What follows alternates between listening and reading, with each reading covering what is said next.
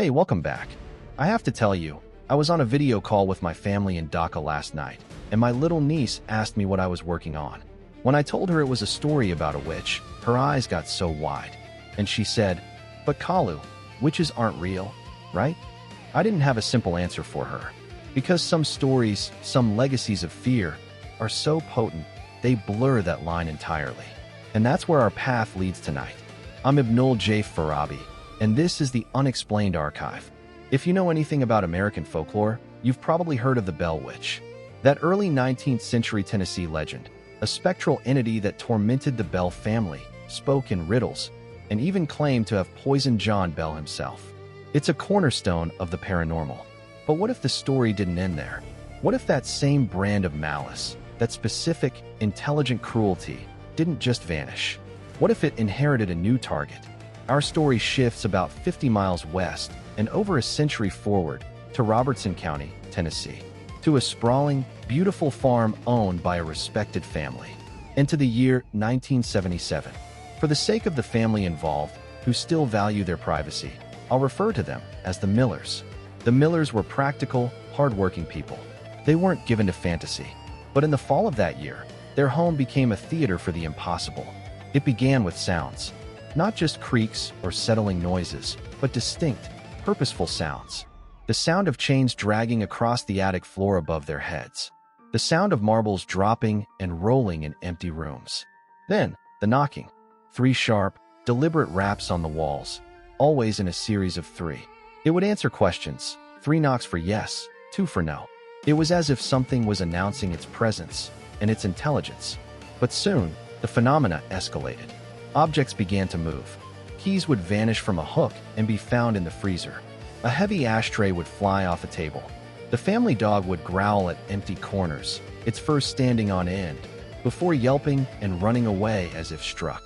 Mrs. Miller reported feeling invisible hands shove her in the back while she was doing dishes. Their youngest daughter began waking up with long, thin scratches on her arms. And through it all, that persistent, mocking, triple knock. The family, desperate, sought help. They brought in a local minister. During a prayer in the living room, the knocking started up, rhythmically interrupting him. They called upon a team of paranormal investigators from a nearby university. Their equipment registered wild electromagnetic fluctuations in spots where family members reported feeling watched. But more chillingly, one of the investigators, a skeptic, challenged the entity directly. He said, "If you are here, give us a sign we cannot ignore." Immediately, every cabinet door in the kitchen flew open simultaneously with a deafening bang. Now, this is where the story dovetails with the legend. One of the investigators, familiar with local history, asked the entity a question. He didn't ask for a name.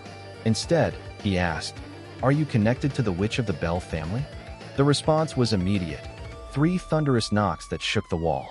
Yes, this is the core of the Robertson County curse. The idea that the force that haunted the Bells wasn't bound to a person, but to a place, a region, and could resurface when conditions were right, or when it found a family it found interesting.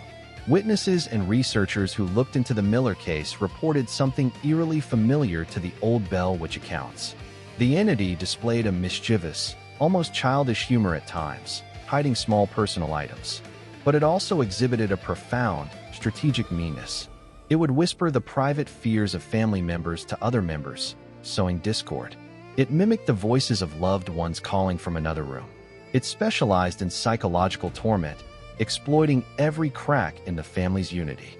I've spent weeks reading the scant, fragmented reports from this case. As an engineer, my mind automatically looks for system failures, for logical explanations. Environmental toxins causing hallucinations, infrasound, even collective psychological stress. And those could explain pieces of it. But they don't explain the coordinated, interactive nature of it. The intelligent responses. The specificity of the connection to a centuries-old legend, one this modern, pragmatic family wasn't deeply familiar with. That's the hook that pulls at me. The narrative thread. There's a concept in data analysis called a signature, a unique pattern that identifies a source. If the paranormal operates in any way we might analyze, could this be a signature? The triple knock, the physical manipulation of objects, the mimicry of voices, the targeted, personal cruelty. It matches the historical record of the bell witch haunting with an uncomfortable precision. It suggests a continuity, a legacy of haunting, an heir to the original witch's malice. Sitting here in my New York apartment, with the city's own endless hum as a backdrop, I try to imagine the profound isolation that family must have felt. The feeling that the very walls of your safe haven have turned against you. That something invisible knows your secrets and is using them against you. It's a violation that goes beyond fear. It's a form of spiritual theft. Your home, your peace, your trust in your own senses, all stolen. So what happened to the Millers? The accounts fade out in the early 1980s. Some say the activity slowly diminished, as if the entity grew bored. Others suggest a more formal intervention, a spiritual cleansing that finally broke the connection. The family, understandably, retreated from any public spotlight. Their story exists now in whispers, in dusty case files, and in the undeniable shadow of the Bell Witch. That's what stays with me. Not just the idea of a ghost, but the idea of an inheritance of anger. A pattern of energy that isn't finished, that waits, and that finds a new generation to haunt. It makes you wonder about the unresolved things we leave behind. Not just as people, but as families, as communities. Are they just stories? Or can a story itself become a vessel, waiting to be filled again?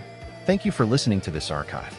If this story resonated with you, if it made you look at the corners of your own room a little differently, please share it with someone. Your sharing is what keeps these investigations alive.